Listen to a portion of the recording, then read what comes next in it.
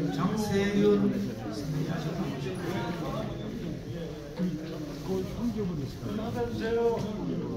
네, 처음부터 자주 제 이름이 오르내렸습니다만 특히나 죄송스러운 건 오늘 기념관 1층에 제 사진이 아주 크게 걸려 있어서 참 민망하기 짝이 없습니다. 저희 기념관에서 매달 강연을 인문학 강좌를 진행하고 있는데 제가 매달 하다가 올해는 3번만 하고 다른 다양한 주제, 음악, 미술, 연극이든 박물관 주제든 과학, 그래서 이제 인문학 강좌를 진행하고 있는데 이번 달 강좌를 맡은 사람이 저라서 이 사진이 크게 걸려 있습니다. 정말 죄송스럽게 생각하고 매일 얼굴 붉히면서 출근하고 있습니다. 저는 처음부터 이름 여러 번 나왔습니다만 김희곤입니다. 이 기념관에 일을 맡고 있습니다. 이런 자리에 많이 와주신 여러분들께 감사드리고 특히 안동에서 와주신 분들, 안동대학의 오랜 인연, 그리고 또 내한마을의 기념관도 갖고 있는 인연, 이런 걸 생각해서 특히 더 반갑고 좋습니다. 그럼 지금부터 오늘 주제 김동삼 선생님을 주제로 하고 정의구 설립 100주년을 맞는 특별한 날에 그것을 기념해서 학술회의를 또 강연회를 진행을 하고 있습니다만 오늘 나온 이야기에 대해서 조금씩 이야기를 주고받고 그리고 또 제가 이 주제에 대해서 오늘 나온 이야기에서 정리되거나 되지 못한 이야기들을 조금 추려가면서 이렇게 진행을 하도록 하겠습니다. 정말 고맙습니다. 지금 4시 32분인데 원래 주어진 시간은 사실은 20분 정도 지금 늦어가고 있습니다. 그래서 조금 빠른 속도로 진행을 하도록 하겠습니다. 오늘 나온 두 주제 발표가 첫 번째 발표는 우리 한준호 선생이 좀 젊은 사람이 물론 머리도 벌써 흰 색깔이 듭니다만 젊은 사람이 발표를 했는데 상당히 새로운 자료를 찾아서 발표를 해주어서 좋은 정보를 알게 되었습니다. 특히 김동삼 선생님의 부인 되시는 박순부 여사의 가계를 추적하면서 지금까지 박순부 여사에 대한 집안 이야기는 전혀 한 번도 발표된 적이 없습니다. 그래서 오늘 이제 그쪽 내용을 발표해 주었고 일송 선생의 재산 이야기를 토지조사부를 분석해서 소개를 해 주었고 그 다음 만주로 망명한 시기가 1911년이라고 대개 알려져 있는데 1912년이 맞겠다. 특히 무실의 유장식 선생의 자료를 처음으로 활용해서 제시를 해 주었습니다. 그래서 이렇게 새로운 자료들을 발굴해서 김동삼 선생의 생애에 상당히 여러 군데 지금까지 있었던 오류를 찾아내서 이야기를 해주었다 하는데 의미가 있겠고요. 여기에 대해서 토론을 하신 강윤정 교수는 만주 망명 이후의 재산 변동에 대해서 좀 더 추적을 해야 될 필요가 있겠다라는 사실은 큰 과제를 던져주었고 그 다음 또 하나는 지금까지 협동학교의 서울의 신민회의 영향을 제일 많이 받았는데 그렇게 이야기를 해왔는데 사실은 그것보다는 교남교육회의 영향이 더 크지 않았을까. 남영우 선생의 글을 이야기하면서 교사를 파견했다거나 또는 장례를 치르는 과정을 보고 남영우 선생의 글을 보면 신민회보다는 교남교육회에 더 방점을 둘 필요가 있지 않겠나 하는 그런 이야기를 제안을 해주었습니다. 그래서 다른 내용보다는 그 다음에 이제 안동 사람들이 만주에 가서 활동할 때 지금 사문토 그 다음에 앵목현 몇 군데 이야기를 했지만 초기에 갔을 때 그분들이 이상용 선생이 말을 했던 분치, 나누어서 자리를 잡고 움직여가는 그러한 걸로 봐서 만주 사회의 안동인들이 어디에 자리를 잡았는가 하는 것을 지도 위에 놓고 파악할 필요가 있지 않겠나 하는 크게 이러한 이야기들을 이제 문제를 제기를 해 주었습니다. 여기에 대해서 발표자가 할 수 있는 이야기 몇 마디 해 주시기 바랍니다. 예, 일단은 그 강윤정 교수님께서 이제 그 질의해 주신 내용에 대해 저는 다 이제 어느 정도 인정하면서 그 말씀드릴 게 일단은 그 토지 관련된 거에서는 제가 이제 이 토지 조서만 봤는데 이 김동삼 집안에서 이 토지를 팔았던 자료를 제가 기억을 하는데 정확히 기억이 안 나서 그걸 못 봤던 게 좀 안타깝고요. 그래서 그거는 제가 추후에 그거를 찾아가지고 이 토지를 파는 과정을 좀 살펴볼까 하고요. 그 다음에 이제 이 강 교수님이 말씀하셨던 그 교남교육회에 대해서도 동산 윤식 선생님도 이제 협동학교를 만들 때 그 김진수라는 분하고 상의를 처음에 합니다. 근데 이분도 보면은 서울에서 있다가 대구로 갔는데 제 기억에 이분이 교남교육회 관련된 걸로 알고 있습니다. 그래서 아마 그분을 좀 추적하고 여기에 교남교육회 관련된 그 영남분이라든가 아니면 안동분들을 추적한다면은 지금 강 교수님 말씀하셨던 부분에 조금 더 확실해지니까 아닐까 생각이 들고요. 그 다음에 세 번째 그 만주에서의 그 분치. 저는 이 분치를 그 강 교수님하고도 이제 얘기를 하면서도 좀 이 김동삼 선생님이 이 국내에 있을 때의 이 협동학교라든가 아니면 그 단체들 관련해서 저는 계속 듣던 게 어떤 분이 이게 주도를 하기보다는 어떤 이런 단체를 만들거나 아니면 학교를 만들었을 때 이 역할이 있지 않겠나 이런 생각을 많이 했습니다. 그러다가 그 글을 보내놓고 좀 무조건 뭘 하나는 찾아야 되겠다는 생각이 들어가고 다시 자료를 처음부터 찾아보니까 1909년 4월 달에 협동학교에서 이 토지를 판 계약서가 지금 나와 있습니다. 이거는 제가 봤을 때 아마 처음 저도 본 것 같습니다. 근데 거기에 보면은 이 김영만이라는 분한테 그 토지를 팝니다. 근데 이제 판 이유가 협동학교 사무실 공사로 인해서 이 토지를 팝니다. 근데 거기에 이제 회계로 이 김동삼 선생님이 회계로 지금 그 계약서에 적혀 있습니다. 이랬을 때 이 국내에서도 이러한 그 역할이 어느 정도 이렇게 있었고 아마 이 망명에서도 거기서도 이런 그 강 교수가 얘기했던 분치 이런 것도 그 연장선에서 보면은 조금 더 이해가 되지 않을까 생각이 됩니다. 네, 지금 그 이야기에서 혹시 강 교수 덧붙일 이야기가 있습니다. 그 토지와 관련된 부분은 토지 말소 문건이 하나 그때 남아 있었던 기억이 되거든요. 그래서 이 부분은 좀 자꾸 추후에 그 남아 있는 그 토지 그 대장들을 좀 조사를 해보면 어느 정도 좀 잡히지 않을까 싶고요. 그리고 만주망명 이후에 사실은 그 12년 말에 경학사가 굉장히 좀 어려움을 겪죠. 그리고 13년에 이제 경학사가 해체되고 그 이후에 제가 봤을 때는 의성 김씨들의 공간은 그 남산하고 그 남산에서 조금 더 들어가면 대화사가 굉장히 중요한 공간입니다. 그리고 또 하나의 공간이 그 추가가에서 좀 그 더 들어갔을 때 그 우측 방향으로 좀 들어가면 산을 끼고 대구산을 끼고 이 대사탄이라는 공간이 있죠. 거기가 또 굉장히 중요한 하나의 공간이었고 그리고 속초의 상용은 더 위로 올라갑니다.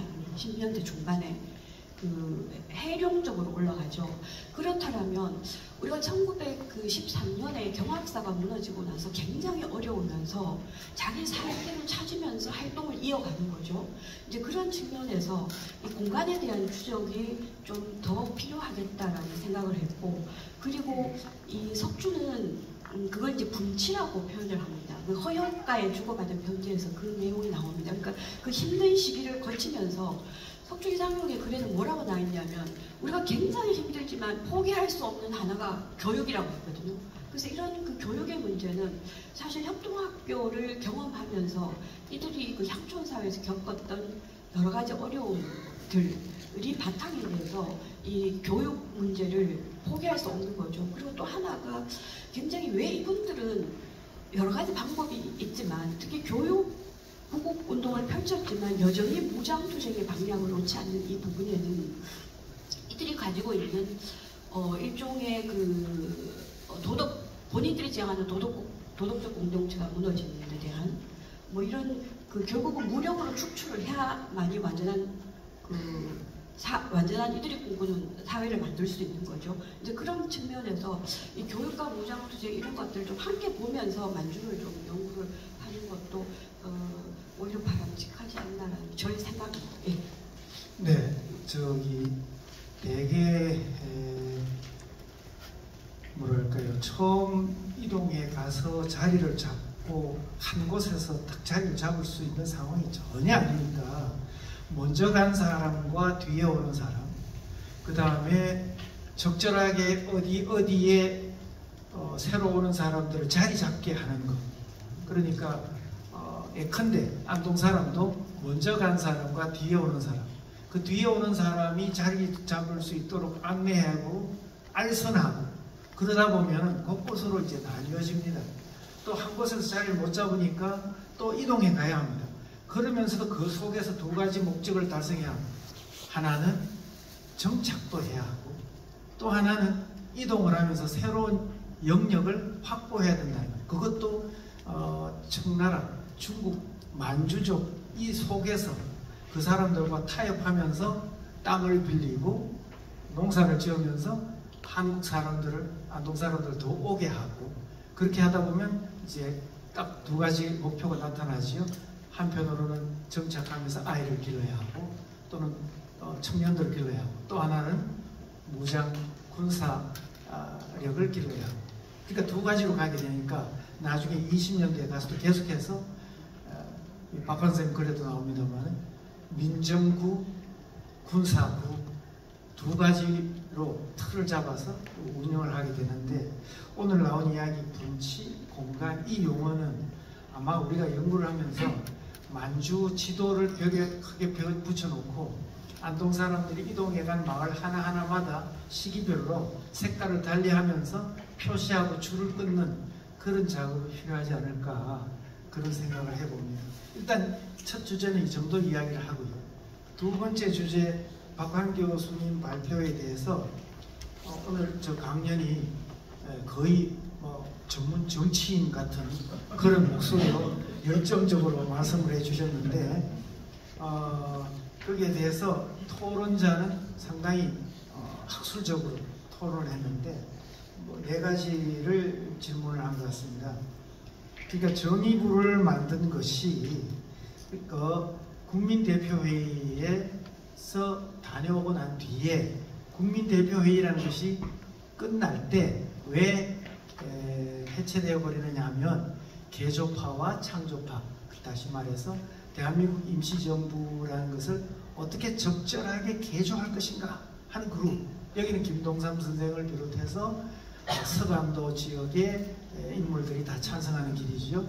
그게 아니라 이것을 없애고 새로운 국가 또는 새로운 정부를 만들어버리자, 창조파 이렇게 나뉘게 되는데 김동삼 선생께서는 개조파, 임시정부를 적절하게 개조하자라는 쪽에 써 있었지만 그래도 돌아와서 정의부를 만드는 것은 오히려 창조파와 같은 의지가 작용한 게 아니냐라고 이제 발표를 한 데 대하여 정말 그렇겠느냐, 오히려 또 조금은 거기에 대해서 그거는 원래 개조파인데 창조파와 같은 생각을 갖고 정의부 만든 건 아니지 않겠느냐 하는 그런 이제 말씀을 해주셨고, 두 번째 자유시 참변에 대해서는 우리 독립군들이 스스로 내부에서 두 파로 나누어서 싸웠다라기보다는 러시아 공산당, 이 코민테른의 줄 세우기,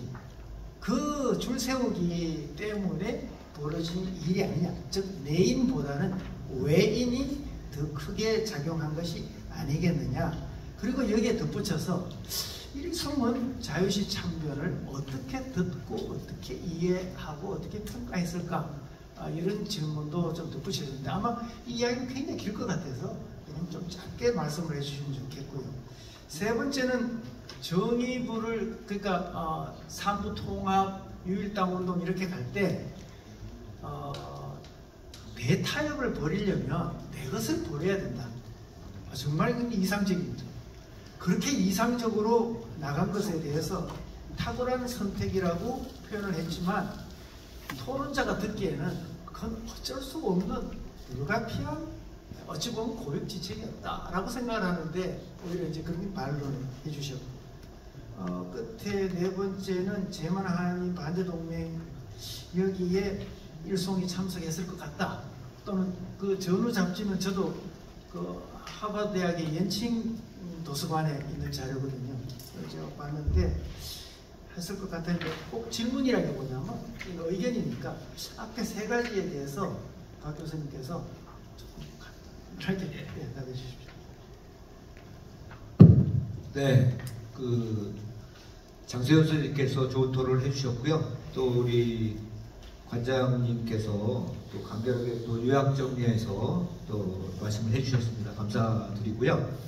아까 이제 이게 뭐 학술 강연이다 보니까 아무래도 이제 앞서서는 제가 이제 강연 쪽으로 좀 말씀을 드리다 보니까 약간 또 뭐 좀 지나치게 강조한 측면도 있고요.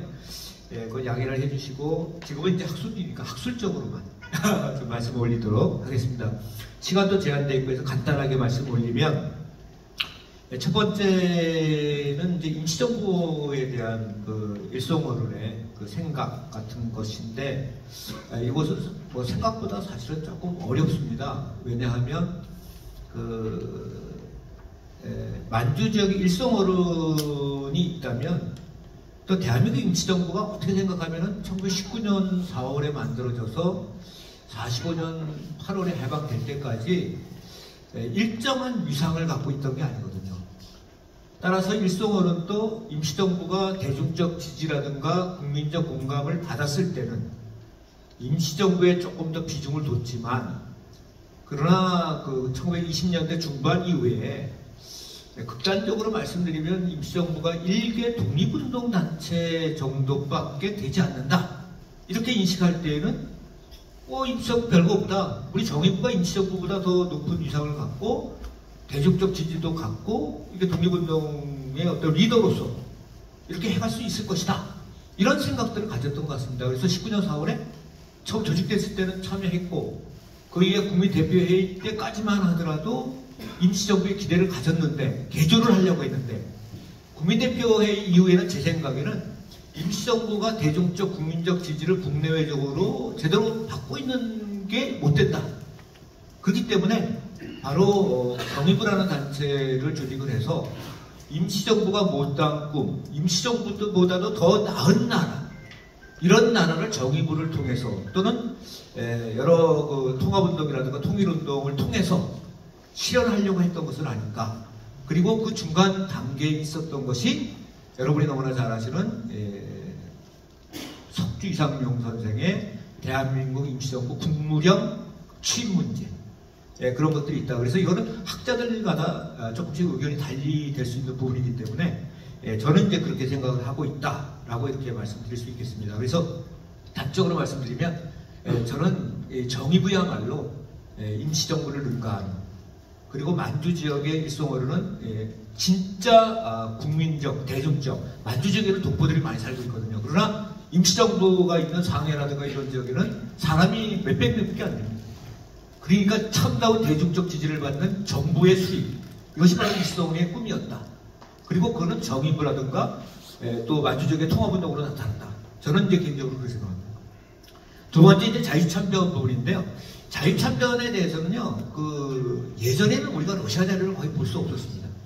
그렇기 때문에 독립군들 간의 어떤 갈등과 대립, 이런 쪽으로 해서 주로 연구가 이루어졌습니다. 최근에는 러시아 쪽 자료가 나오면서 이 콤민테른 쪽하고 그다음에 이제 바이카루스가 있는 그 이르크츠크 밑에 치타라는 데가 있거든요. 그 치타 쪽에 이제 또 러시아 공산당 지역이 있습니다. 그래서 이제 그런 쪽 자료가 많이 등장하면서 자유차변의 발생 원인에 대해서 독립군의 어떤 갈등과 대립보다는 외부적인 요인, 그 러시아 볼셰비키라든가 또 콤민테른 중앙정부와 지방정부 속된 말로 그런 쪽으로 이해가 되는데 그거는 오늘날의 학계의 견해고 일송어른이 이제 있을 그 당시에는 콤민테른이라든가 외적 요인보다는 이 독립운동 단체의 어떤 분열과 희생 이런 것들이 그 시대적 상황에서는 일송어른한테 조금 더 다가온 것은 아닐까. 그런데 지금 일송어른이 그에 대한 의견을 서술한 바가 없습니다. 그래서 이쪽은 앞으로 계속해서 자료 발굴을 통해서 저희가 노력해야 될 것 같고요. 세 번째는 위대한 결단 이 부분인데 저는 이제 일송어른이 그 마지막에는 위대한 결단을 통해서 이상향을 추구했다고 생각합니다. 그러나 일면으로는 지금 이제 그 토론자께서 지적하신 것처럼 불가피한 선택, 고육주책적인 그런 어떤 고뇌가 있었는데 그러나 결단 자체는 대단히 위대한 결단이었고 그리고 이제 이렇게 고육직제를 할 수밖에 없었던 상황은 제가 개인적으로 판단하는 양기탁, 오동진, 안창호 이쪽 그룹에 강하게 밀린 것 같습니다. 제 생각에는. 그래서 이 양기탁이라든가 오동진이라든가 이런 평안도 세력을 중심으로 해서 고려혁명당이라는 게 만들어집니다. 정의구 시절에. 근데 이제 김웅섭이라든가 등등 이런 쪽으로 해서는 제만농민동맹. 그래서 이쪽 부분은 앞으로 조금 더 검토가 있어야 될 것 같고요. 그리고 이제 한마디로 이제 기득권 문제라고 하는 것은 어쨌든 간에 그 정의부라는 본인이 만든 정당, 조직 이것을 탈취한다 라고 하는 것은 뭐 굉장히 이제 이 당시에 독립운동가로서는 또 리더로서는 굉장히 어려운 결단이지 않았겠는가 그런 측면에서 이 부분도 조금 더 앞으로 구체적인 기득권의 실체를 더욱더 파악해야 되겠습니다만은 좀 일단 저는 그렇게 생각한다라고 말씀드릴 수 있겠습니다. 예, 이상입니다. 네, 고맙습니다.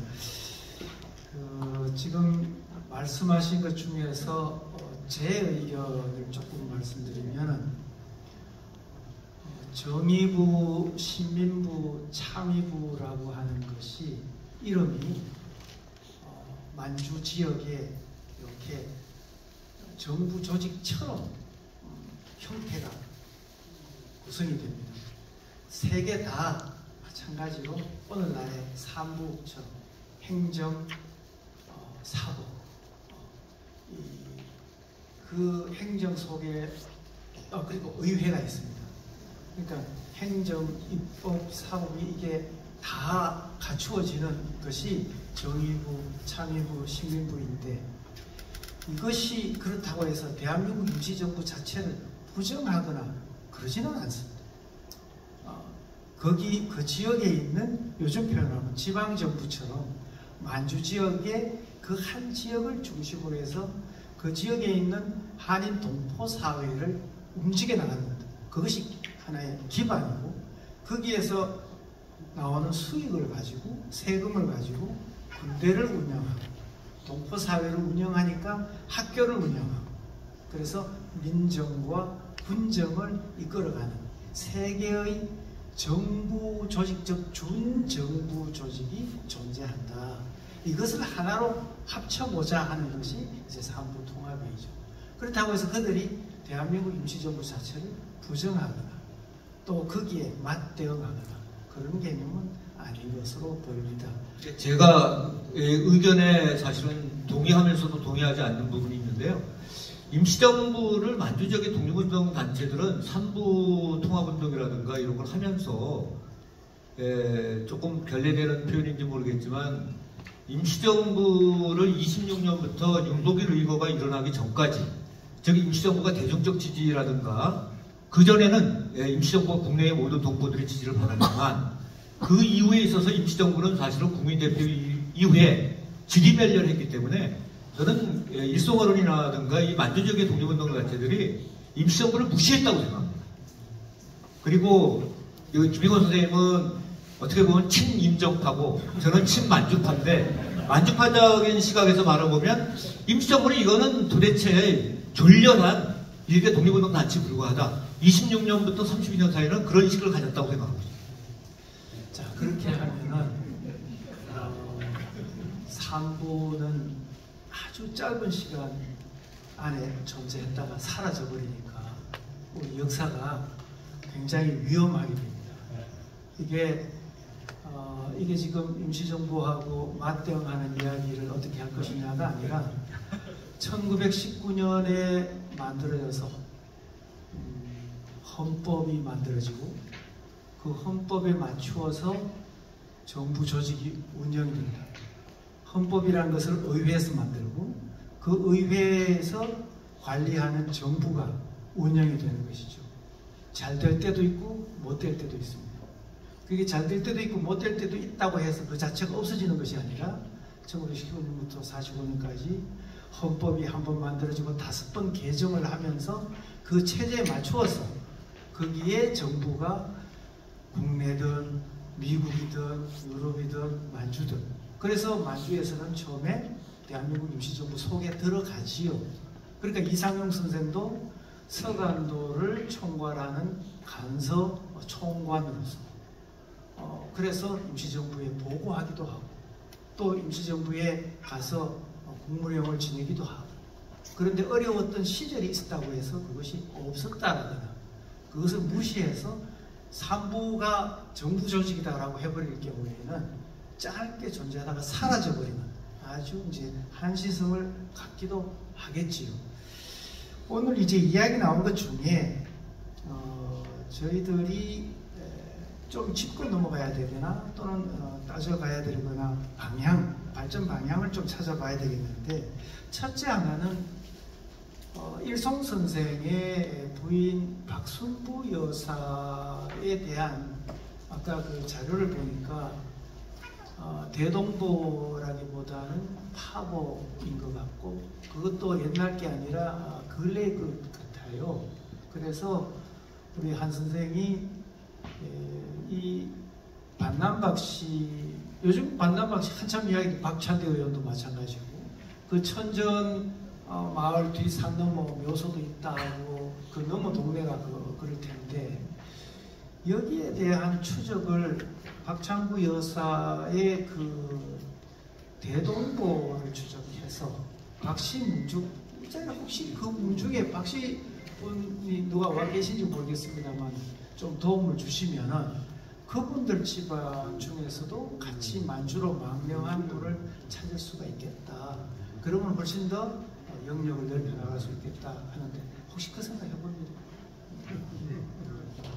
저도 이제 요거 그 박순부 여사 집안을 보면서 하여튼 일단은 요 가성공파 세보라는 게 있는데 이게 이제 주소를 보니까 송천동에 지금 있습니다. 근데 이게 시간이 안 돼서 이거 끝나고 가서 하고 좀 찾아뵙고 조금 더 이제 정보를 좀 얻으려고 하고 있고요. 그다음에 여기 봐도 이제 아까 6남매라고 말씀드렸는데 그 박순부 여사 말고도 이제 딸 2명 있었는데 이 2분도 그 한 분은 김영로라는 의성김 씨 분하고 혼반을 하고요. 한 분은 저기 이피로라는 진성희 씨 분하고 혼반을 합니다. 근데 한자가 조금씩 약간 좀 오류가 있는 것 같아서 김호선 선생님 말처럼 직접 만나서 저 원자를 보고 조금 그 살펴봐야 될 것 같습니다.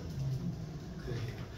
여기 저 보학의 대가도가 계시니까 우리 유일권 선생님한테 가서 좀 배우고 추적을 한번 해봤으면 좋겠습니다. 그리고 또 한 가지 주문은 우리가 그 토지 매매나 이런 내용들도 경제사 전공자가 이와 유사한 추적을 한 연구가 있을 텐데 그걸 좀 참고를 했으면 좋겠다 싶고요. 우리 강윤정 교수는 여러 가지 많이 했는데 이렇게 박순부 여사 때뿐만 아니라 이렇게 함께 망명하신 분들 중에서 그 가족분들, 안 사람 되시는 분들, 그런데 최근에 좀 조사를 하면서 새로 조금 이렇게 영역을 확대한 게 있나요? 어떻게 여성들에 대해서? 저에게 여쭤보시는 생각이 잘. 최근에 그 영역을 확대하지 않았고 다만 이제 최근에 그 연구 과제로 관심을 두고 있는 것이 제가 그 구미 허씨 집안 그리고 그 이원일 집안의 그 부인 그 김경모 그다음에 이해동 그 제사 워낙 잘 알려져 있습니다만 그 부인들 몇몇 문중을 제가 좀 추적을 했습니다. 석주 예상용 집안의 여성들 이렇게 좀 추적을 했습니다만 또 하나 조금 연장선에서 연구가 필요하다 싶은 것이 이제 이분들이 만주로 가서 만주에서 운반이 어떻게 전개가 되는지 굉장히 그 사회사 부분의 영역에서 굉장히 좀 중요한 것 같아요. 그래서 그런 부분들을 좀 계속 좀 추적을 하고 있습니다. 제가 사실 이런 이야기를 드리는 이유가 누군가는 해야 되는데 만주에 가기 전에 망명하는 과정에서 이제 혼인 관계를 통해서 가는 게 경상북도 북부 지역의 거대한 조직이 혼인이라고 하는 그러니까 물론 학문으로 그 학연으로 묶어지는 것도 있지만 혼인 관계로 엮여진 이 덩어리가 워낙 커서 이것이 어떻게 어떤 분들이 가냐 주로 지금까지는 남자 중심으로 추적을 했습니다. 근데 이제 거꾸로 여자 중심으로 추적을 한번 해보자. 족보를 들여다보더라도 족보가 남자 중심으로 되어 있지만 거기에 이름도 잘 안 나오는 여성을 찾아내서 여성을 중심으로 놓고 추적을 하게 되면 훨씬 더 다양한 안동 사람들의 망명 그리고 또 그곳에 가서도 혼인이 앞서 이야기했던 것처럼 그 허기 선생 집안과 석주 선생 집안과 그 다음에 일송 선생 안동 사람들의 혼맥이 만주에 가서도 연결되니까 그것을 한번 더 관심을 가져야 될 것 같다는 것이고요. 제가 오늘 자꾸 이렇게 이야기를 끄집어내는 것은 이 자리에 와 계신 분들이 평소에 굉장히 관심을 갖고 있는 부분을 지금 오늘 대행을 하는 겁니다. 대행업을 지금 하고 있는 겁니다. 그리고 또 하나 여러분들이 이제 묻고 있는 것 중에 하나가 협동학교에 1910년 7월 달에 그 의병들의 습격을 받아서 교사 2분과 서기 1분이 살해를 당하는데 1910년 7월 17일인가 그러니까 나라 망하기 한 달 열흘 전쯤입니다. 그것도 학생들 상투 잘랐다고 기습을 받게 되는데 그것을 기습한 의병이 최성천이라는 의병입니다. 최성천 그냥 예천 쪽에서 왔다 이 정도 알려져 있는데 이 부분 내용은 사실은 정리가 잘 안 됐습니다. 이 최성천이라는 사람이 충주 출신인데 이강현 의병장 아래에서 활동하던 김상태 의병장입니다. 이강현 의병장이 잡혀서 이제 여기 바로 옆에 있는 서대문연구소에서 이제 사형을 당하지요. 그러면 김상태 의병 휘하에 최성천이라는 인물이 활동을 하는데 이 최성천이라는 인물이 주로 활동했던 곳이 의성, 예천, 학가산, 영주 이 일대에서 주로 활약을 했던 게 1909년 말에서 1910년 협동학교 기습하고 바로 잡힙니다. 바로 잡혀서 이제 사형을 당하게 되는데 이 부분이 정리가 좀 잘 안 돼 있어요. 협동학교를 조금 추적을 할 때 이 부분을 좀 찾아봐 줬으면 좋겠다는 것이고요. 그럴 때 이 남형우 선생의 글에 협동학교 사건이 나고 난 뒤에 두 교사와 한 명 그리고 또 한 분의 임현업장이라고 이렇게 나오는데 혹시 이름이 나오나요? 그러진 않나요? 이름이 나오지 않나요? 임현업장이 누구일까 하는 궁금하다는 생각이 들고요. 그리고 이거는 강윤정 선생한테 물어야 될 것 같은데 오늘 너무 많이 물어 미안합니다. 그 토론문 속에 나왔나요? 발표문 속에 동해수구 그 일송 선생에 대한 평가가 동해수부란 분이 미국에서 신한민보에 글을 썼는데 그 동해수부란 사람은 홍은, 그런 자로 홍은이라는 분이거든요. 근데 이분은 아마 그 영덕 출신으로 짐작이 되는데 이분이 아주 노동이민을 가서 미국에서 많은 글을 남깁니다. 근데 그 글에 일송 선생이 돌아가셨다는 소식을 듣고 쓴 글에 보면 소년시대에, 그러니까 이분이 그 대통합을 이끌어내는 능력이 어디에서 왔을까? 대통합이라고 하는 것을 높이 평가하면서 이것이 아마 소년시대에 이미 어릴 때 유전적으로 구사상을 떨쳐버리고 공의를 지녔다. 이것은 아마 소년 시절에 수양이 소년 시대를 이미 그 구사상을 깨치고 나오고 그 다음에 사보다는 공을 최고 가치로 여겼던 이러한 의식이 소년 시대에 갖추어졌고 일생의 사업으로 갔다라고 이렇게 표현을 했거든요. 근데 아무리 봐도 일송 선생은 이 어릴 때 누구에게 무엇을 어떻게 배우고 어떤 사상이 형성된지 전혀 지금 알려지지 않아요. 다만 그냥 서산 선생 문도 중에 한 사람이다 했을 뿐 서산 선생께 얼마나 갔는지도 모르겠고 신사상을 어디서 받아왔는지도 모르겠고 이게 정말 제일 큰 숙제인데 그래도 안동에서 오셨으니 두 분 중에서 누구라도 좀 그냥 숙제인 것 같습니다. 제가 지금 이제 우리 김익원 관장님께서 말씀하신 부분은 그 신한민보 37년 9월 1일자에 실린 내용이고요. 거기에 대해서 조금 더 상세한 것은 여러분들이 갖고 계시는 발표책자 62페이지에 62페이지와 63페이지에 거쳐서 제 발표문에 실려 있는 겁니다. 제가 발표문에 이렇게 실은 이유는 신한민보에서 지금 이제 동해 수부라는 그러한 슈부라는 그런 명칭으로 이제 그 홍원이라는 굉장히 유명한 분입니다. 이분이 이제 그 일성어른을 평가를 세 개의 키워드로 했습니다. 권위가 있는 분, 그리고 공의가 있는 분, 그리고 이제 열정이 있는 분. 그래서 이제 제가 그 가운데서 그래도 가장 좀 뭐랄까 그 독립운동가로서의 그 위상을 설정하는데 좀 중요한 부분이라서 공의 부분만 제가 인용을 해놨습니다. 그런데 저는 사실은 지금 이제 김효고 관장님께서 지적하셨던 것처럼 그런 내용이 여기 실려 있는데 뭐 그렇게 소년시대 뭐 이렇게 해서 별로 대수롭게 솔직히 생각을 못했습니다. 저도 앞으로 좀 이 부분에 대해서 조금 더 검토해 보도록 그렇게 노력하겠습니다. 이야기 나온 김에 저 장세훈 선생님, 아까 박 관생님 그 토론의 답변도 나왔습니다만 혹시 다른 의견을 갖고 있거나 첨언하실까요?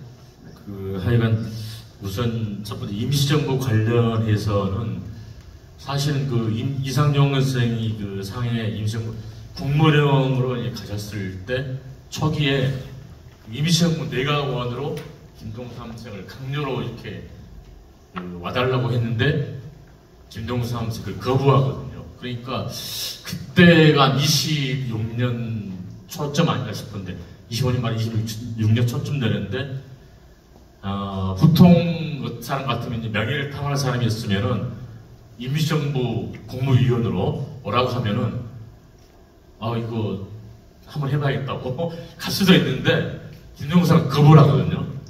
그때 생각에 제가 볼 때는 통일부나 이쪽 활동하실 때인데 그때 생각은 박관 선생님께서 얘기했다시피 상위 임시정부에 대해서 상당히 비판적인 입장이었고 어쩌면은 이제는 그 독립운동 중심이 임시정부보다는 이 한인 동포들이 많은 만주 쪽이 아니었나 이렇게 생각하면서 현장을 지키겠다고 하는 그런 생각이 크셨고 그런 생각을 보면은 어떻게 보면 그 박관 선생님이 얘기했다시피 임시정부를 개조했다 생각했는데 거의 이제 강요로 오라고 하는 거부한 것은 생각이 어쩌면 좀 상당히 조금 달라질 상황이 아니었나 이런 생각이 들긴 하거든요. 네. 예, 제가 한 말씀만 더 드리면 국무령 그 석준이상 변호사 취임 문제와 관련해서 석전원께서는 이제 만주 지역의 대표적인 독립운동가들을 장관으로 사실은 임명했었습니다. 그래서 일성어른뿐만 아니고 북만주의 그 신민부의 대표적인 인물이었던 김자진, 또 정의부의 대표적인 인물이었던 오동진 등등 이런 분들을 다 이제 초빙을 했는데 이분들이 다 거절했습니다. 그러니까 조금 과장해서 이야기하면 제가 생각할 때는 일성 김동삼 어른은 삼부를 통합하고 그러면서 대한국민대표회의 의장이었던 것처럼 실질적인 독립운동의 어떤 주인, 만주 지역의 대통령, 대한민국 독립운동계의 실질적인 리더가 보진이 돼서 제대로 한번 투쟁을 해오겠다. 그런 의지를 그 당시에는 그 내심으로 가졌던 것은 혹시 아닐까? 이렇게 이제 추정을 저는 해봤습니다. 한마디만 시간이 벌써 많이 갔습니다만 한마디만 더 풀어치자면은 그 아까 김인곤 관장님께서 남만주 지역과 북만주 지역에 큰 독립운동 단체 3개가 있었다 말씀하시는데 지금의 한류 남쪽하고 이제 연변 북한도 북쪽에는 그 신민부라고 하는 조직이 있었고요. 김자진, 정신 이런 분들이 있었고 그 좀 더 서남쪽에는 참의부라고 하는 조직이 있었는데 참의부는 그 압록강 중류 건너편입니다. 지금의 지반, 한인 이쪽, 장백 이쪽 압록강 중류제 건너편인데 참의부는 원래 이제 처음 이름이 대한민국 민주정부 중앙일군 참의부였거든요. 그러니까 참의부는 출발 때부터 임시정부의 한 산하 기관을 장임을 하고 대한민국 민주정부 중앙일군 참의부 이렇게 이름을 붙였었죠.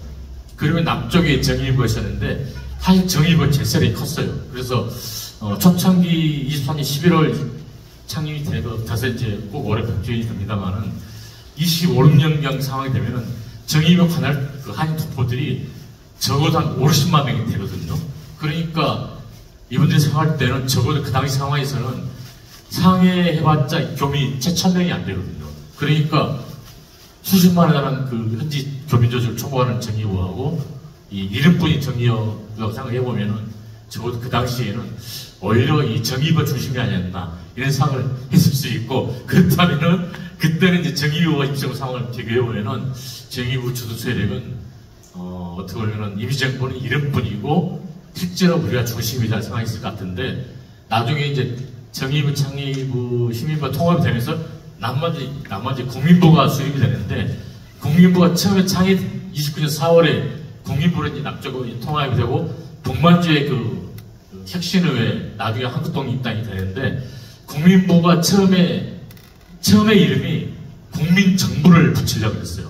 그러니까 처음에 국민정부를 했다가 남쪽에 임시정부가 있기 때문에 차마 국민정부라 이름 붙이지 못하고 그냥 여기 정의부라고 정부 부자 같지 않습니까? 정의부에서 국민부로 이름 붙이는데 처음에 이름을 국민정부를 했다가 이게 너무 오버한 거 아니냐 그래가지고 국민부로 바꾸거든요. 그러다가 만주사변 이후에 또 그 중국 일본이 침략이 들어오면서 32, 3년에 또 그때 국민정부를 붙이려고 그래요. 국민정부라고. 그러다 그때도 차마 국민정부 표방하지 못하거든요. 그러니까 이런 상황 보게 되면 이 김인관의 말씀대로 임시정부와 이 남은 만주 독립운동의 관계는 상당히 그 부침이 있고 상황에 따라서 달리볼 수 있는데 적어도 정의부 시기에는 임시정부가 더 강했고 중심이었다는 생각이 있던 분명 같습니다. 네. 네. 그래. 저를 지목하셨기 때문에 그냥 제 생각을 좀 말씀드리겠습니다. 사실 그 안동권에서 그 항해 투쟁을 했던 분들은 나라라든가 민족 사실 출발이 그거였다기보다는 그 일제가 강점을 하고 압박해오는 그 시기에 인간으로서 어떤 삶을 살아야 되는가가 굉장히 전 출발에 있다라고 봅니다. 내가 선택의 순간에 어디로 가야 될 건가는 결국 이분들이 공부했던 그 유학의 바탕이 있죠. 특히 이제 내한마을은 그 정계 김진의 교육관이 상당히 중요한 영향력을 미친 곳이라고 제가 알고 있습니다. 뭐 예를 들면은 도를 지키다가 죽을지언정 뭐 무도하게 사는 것은 옳지 않다. 그러니까 군자가 되려고 하다가 죽는다라면 내가 산 것처럼 여기겠고 그렇지 않으면 내가 죽은 사람으로 여기겠다. 이런 것들은 사실 그 마을 내의 구성원들이 가지고 있는 굉장히 중요한 마음가짐이라고 생각해요. 물론 이제 그것들이 중간에 어떤 변화를 거쳤는지에 대해서는 기존의 연구나 이런 것들을 좀 살펴봐야 될 것 같습니다. 그런데 그렇다면 똑같은 유학의 바탕을 두고 있었던 사람이 이 시기에 오면 행보가 좀 달라지는 거죠. 이제 그랬을 때 일성 선생님은 왜 이 신학문에 이렇게 적극적이었을까? 근데 사실은 그 시기에 현실을 어떻게 바라보느냐에 따라서 다른 길을 선택했을 가능성이 굉장히 좀 크다고 생각합니다. 그래서 본인이 그 공부했던 바탕에 지금 그 주어진 현실